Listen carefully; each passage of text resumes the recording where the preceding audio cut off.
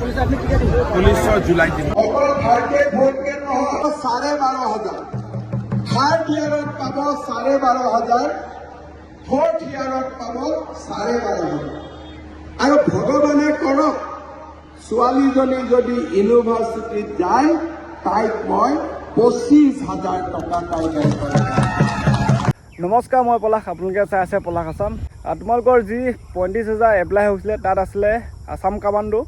আৰু আছাম কামাণ্ডো ট্ৰেটমেন আৰু Assam police ABUB আৰু কনষ্টেবল আছিলে আৰু ট্ৰেটমেনো আছিলে লগতে সাব ইন্সপেক্টৰ আছিলে আৰু গেট 3 গেট 4 এক্সাম হ'ব তোমালোকৰ আগষ্ট ছেপ্টেম্বৰ মাহত তোমালোকে এটা চাগে নিউজ পাইছা আৰু তোমালোকৰ যি অসম পুলিচৰ এডমিট দিব জুলাই মাহত CM ছাৰে মানে ঘোষণা কৰিছে এখন কেম্পিঙত যাওঁতে যে জুলাই মাহত এডমিট দিব আৰু তোমালোকে ৰানিং কৰি থাকা CM ছাৰে যি আৰু 50,000 মানে নতুনকৈ ভেকেঞ্চি দিম বুলি কৈছে যোৱাকালি কাৰ্বি আংলঙত গৈছিলে যে যিবিলাক নতুনকৈ মানে মেট্ৰিক পাছ কৰা ল'ৰা ছোৱালী তেওঁলোকৰ বাবে 50,000 নতুনকৈ ভেকেঞ্চি দিম তাত আৰু বহুতখিনি বিভাগ থাকিব যেনেকৈ এতিয়া আমাৰ 50,000 ৰিক্ৰুটমেণ্ট হ'ব 7% হিলছ টাইপ ৰিজাৰ্ভেশ্যন আছে কাৰ্বিডুলৰ টেট